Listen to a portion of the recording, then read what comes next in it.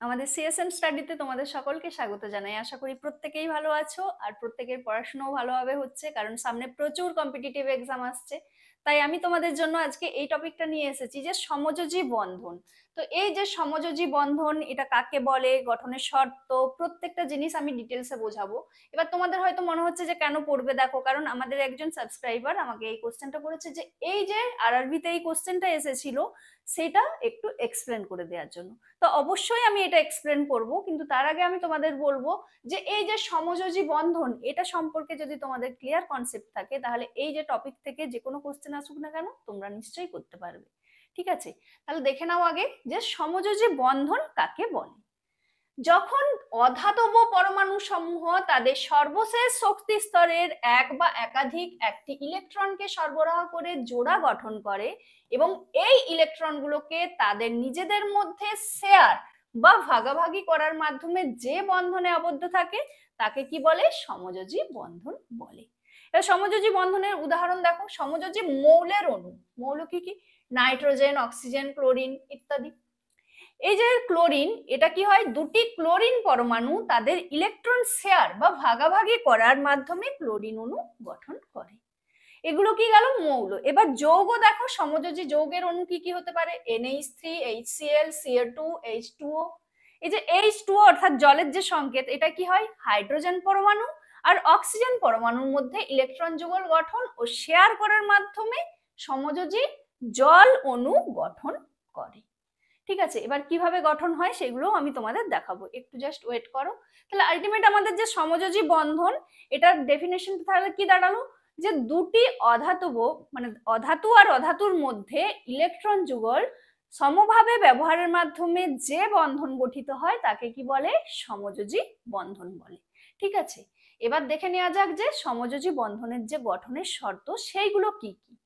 First দেখো কি আছে, যোজক ইলেকট্রনের সংখ্যা।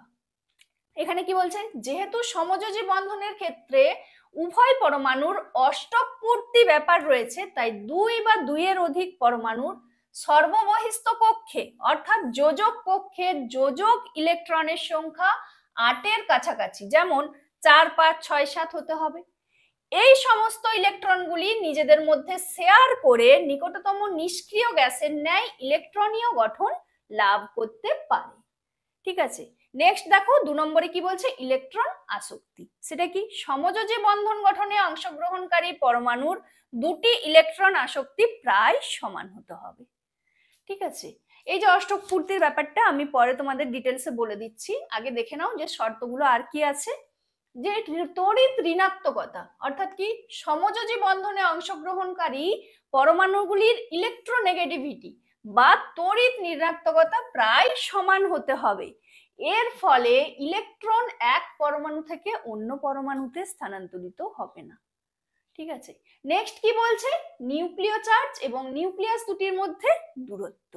সেটা কি, সমযোজী বন্ধনে অংশগ্রহণকারী পরমাণুর নিউক্লিয়াস যত বেশি হয় এবং নিউক্লিয়াস দুটির মধ্যে দূরত্ব কম হয়, সমযোজী বন্ধন কি হয়, দৃঢ় হয়। স্বভাবতই কি হবে, সমযোজী বন্ধন সৃষ্টির সম্ভাবনা তত বেশি হবে। তাহলে আলটিমেট কি দাঁড়ালো, তোমরা কি মনে রাখবে, যে এই যে সমযোজী বন্ধন গঠিত হবে কি, দুটি মানে অধাতু আর অধাতুর মধ্যে সমযোজী বন্ধন গঠিত হয়। যদি ধাতু আর অধাতুর মধ্যে বন্ধন তৈরি হয় সেটাকে কি বলে, আয়নিক বন্ধন বা তড়িৎযোজী বন্ধন। কিন্তু অধাতু আর অধাতুর মধ্যে যে বন্ধন গঠিত হয় তাকেই কি বলছে, যে সমযোজী বন্ধন। তাহলে শর্ত এটা হতে হবে, অধাতু আর অধাতুর মধ্যে সমযোজী বন্ধন গঠিত হয়। আরেকটা কি হবে, যে এই যে ইলেকট্রন ইলেকট্রন যে ভাগাভাগি হবে সেটা কিন্তু সমানভাবে হতে হবে। ঠিক আছে, এবার দেখো আমি চলে যাচ্ছি যে এই যে সমযোজী বন্ধনকে, সেটাকে আমাদের এই যে ইলেকট্রন শেয়ার করছে, ইলেকট্রন শেয়ারের সংখ্যার ভিত্তিতে 3 ভাগে ভাগ করা যায়। কি কি, একক বন্ধন অর্থাৎ সিঙ্গেল বন্ড, দ্বিবন্ধন অর্থাৎ ডাবল বন্ড, আর ত্রিবন্ধন অর্থাৎ ট্রিপল বন্ড। এবার দেখো একক বন্ধন বলতে কি বোঝাচ্ছে। ঠিক আছে, সমযোজী একক বন্ধন কি, সেটা যে সমযোজী বন্ধনে দুটি পরমাণু একটি ইলেকট্রন জোড় সমভাবে ব্যবহার করে একটি মাত্র বন্ধন গঠন করে তাকে সমযোজী একক বন্ধন বলে। যেমন কি কি, এখানে দেখো হাইড্রোজেন, মিথেন, ফ্লোরিন, ক্লোরিন, এগুলো প্রত্যেকটাই কি হয়, সমযোজী এক বন্ধন দেখা যায়। এই যে বন্ধনটাকে, এটাকে কি চিহ্ন দ্বারা, এই যে সিঙ্গেল বন্ড, এই চিহ্ন দ্বারা প্রকাশ করা হয়। যেমন দেখো আমি যদি একটা এক্সাম্পল নিই, ফ্লোরিন, এই যে ফ্লোরিন অণুটা কি হয়, দুটি ফ্লোরিন পরমাণু নিয়ে গঠিত, তাই তো। আর এই ফ্লোরিন পরমাণু সর্ববহিস্থ কক্ষে কতগুলো, 7টি করে ইলেকট্রন থাকে, 7টি করে ইলেকট্রন থাকে, এর 7টে আর এরও 7টা। কিন্তু এখানে তো কি হচ্ছে, অষ্টক পূর্তি হচ্ছে না, তাহলে অষ্টক পূর্তির জন্য কি করতে হবে, আরো একটা করে ইলেকট্রন লাগবে। তাহলে এই যে ফ্লোরিন পরমাণুগুলো একটা করে ইলেকট্রন দিয়ে এক জোড়া ইলেকট্রন জোড়, মানে একটি ইলেকট্রন জোড় গঠন করবে, একজনে একটি ইলেকট্রন জোড় গঠন করবে। এই যে ইলেকট্রন জোড়, এটা কি হবে, এই ফ্লোরিন পরমাণুগুলো নিজেদের মধ্যে সমানভাবে ভাগ করে এই যে নিষ্ক্রিয় গ্যাস নিয়নের ইলেকট্রন বিন্যাস লাভ করে। ঠিক আছে, তার ফলে কি হচ্ছে, যে এই দুটো ফ্লোরিন পরমাণু, এটা কি হচ্ছে, একটা এক বন্ধন, সমযোজী এক বন্ধন, এদের মধ্যে সমযোজী এক বন্ধন গঠিত হচ্ছে। ঠিক আছে, তাহলে এই ফ্লোরিনটা দেখো এখানে এক্সাম্পলে ছিল না, যে ফ্লোরিনটা কি সমযোজী এক বন্ধনের উদাহরণ। ঠিক আছে, নেক্সট দেখো এখানে কি আছে, সমযোজী দ্বিবন্ধন। যে সমযোজী বন্ধনে দুটি পরমাণু দুটি ইলেকট্রন জোড় সমভাবে ব্যবহার করে দুটি বন্ধনের সৃষ্টি করে তাকে সমযোজী দ্বিবন্ধন বলে। এই বন্ধনটাকে কি দ্বারা প্রকাশ করা হয়, এই চিহ্ন দ্বারা প্রকাশ করা হয়।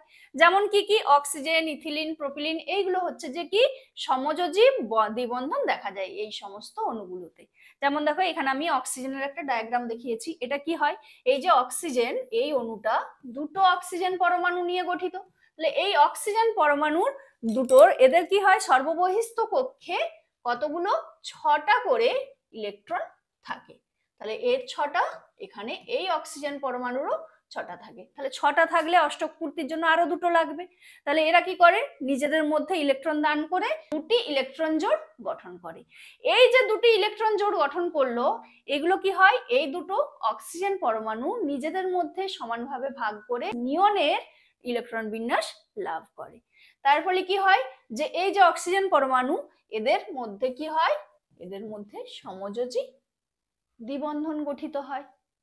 ঠিক আছে, তাহলে এই যে দেখো ডায়াগ্রামটা আমি দিয়ে দিয়েছি অক্সিজেনের অলরেডি, এখানে দেখতে পাচ্ছ এই যে দুটি করে ইলেকট্রন এরা ভাগাভাগি করে নিয়েছে, তার ফলে কি হচ্ছে, সমযোজী দ্বিবন্ধন গঠিত হচ্ছে এই অক্সিজেন দুটো পরমাণুর মধ্যে।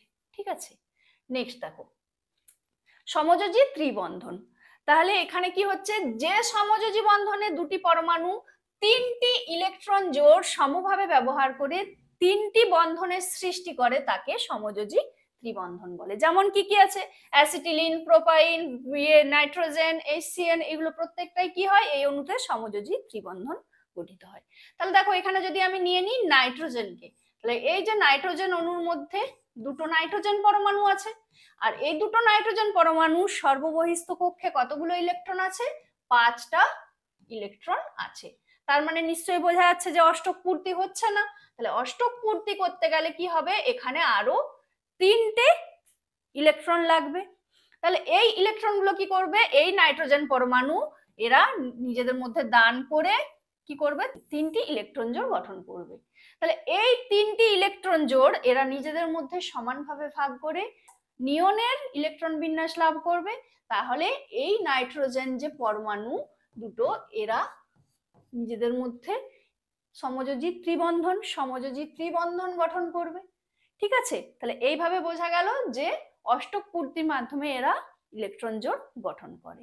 ঠিক আছে, যেটা তোমাদের এখানে শর্ত ছিল না ফার্স্টেই, যে অষ্টক পূর্তি, এখানে একটা ফার্স্টের যে ছিল, এই যে অষ্টক পূর্তি ব্যাপার রয়েছে, উভয় পরমাণুর মধ্যে অষ্টক পূর্তির ব্যাপার রয়েছে, তাই 2 বা ততোধিক পরমাণু সর্ববহিস্থ কক্ষে অর্থাৎ যোজক কক্ষে যোজক ইলেকট্রনের সংখ্যা 8-এর কাছাকাছি, এটা ছিল না।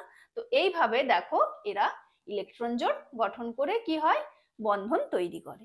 তাহলে এবার দেখা যাক যে আমাদের যেটা কোশ্চেন ছিল সেটা কি বলছে। সাইক্লোহেক্সেনের রয়েছে ড্যাশ সিসি বন্ড। তাহলে দেখো সবার আগে বুঝে নাও যে সাইক্লোহেক্সেন মানে কি, দেখো সাইক্লো কথার অর্থ কি, চক্র। আর এই যে হেক্স অর্থাৎ কি, 6 কার্বন বিশিষ্ট। আর এই যে অ্যান, অ্যান অর্থাৎ কি অ্যালকেন, অ্যালকেন বলতে কি কার্বন কার্বনের মধ্যে সিঙ্গেল বন্ড। ঠিক আছে, তাহলে এক কথায় কি দাঁড়ালো, সাইক্লোহেক্সেন বলতে কি বুঝলে, যে চক্রাকার 6 কার্বন বিশিষ্ট অ্যালকেন।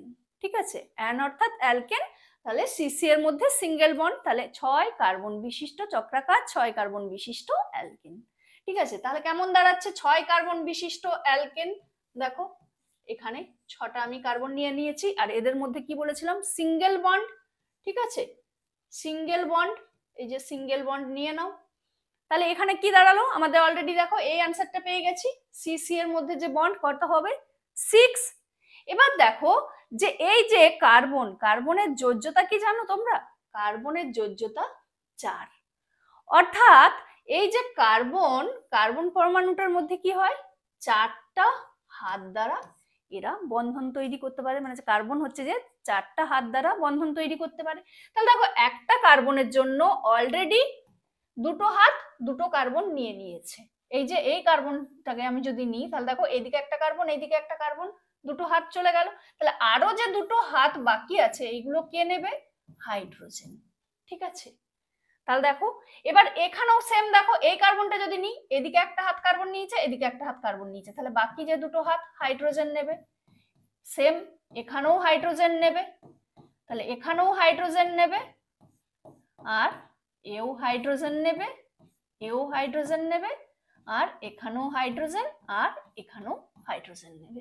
তাহলে আলটিমেট দেখো কি দাঁড়াচ্ছে, যে একটা কার্বন কটা হাইড্রোজেনের সাথে, 2টো হাইড্রোজেনের সাথে সিএইচ বন্ড গঠন করছে। একটা কার্বন 2টো হাইড্রোজেন নিয়ে সিএইচ বন্ড গঠন করছে। তাহলে এরকম কতগুলো আছে, 6টা কার্বন আছে, এই যে 1 2 3 4 5 6, 6টা। তাহলে টোটাল কতগুলো হয়ে যাবে, 6 গুণিত 2, অর্থাৎ কতগুলো হয়ে যাবে 12 সিএইচ বন্ড। ঠিক আছে, 12 সিএইচ বন্ড। এবার দেখো যে আমাকে জানতে চাইছে যে মোট সমযোজী বন্ধন। এতক্ষণ ধরে আমরা কি পড়লাম, সমযোজী বন্ধন বলতে অধাতু আর অধাতুর মধ্যে বন্ডটা তৈরি হয় সমযোজী বন্ধন। তাহলে এখানে দেখো এই যে কার্বন আর হাইড্রোজেন এই দুটোই কি অধাতু, তাহলে এদের মধ্যে বন্ড তৈরি হয়েছে। তাহলে অলরেডি দেখো আমি কত পেয়ে গেছি, 6 পেয়ে গেছি আর 12, তাহলে 6 আর 12 টোটাল কত হয়ে যাবে, মোট 18 সমযোজী বন্ধন, 18টি সমযোজী বন্ধন। তাহলে দেখো কোন অপশনটা হবে, এখানে দেখো 2 নম্বরে অপশনে আছে 6 12 18। তাহলে বোঝা গেল আশা করি যে এটা কিভাবে এলো।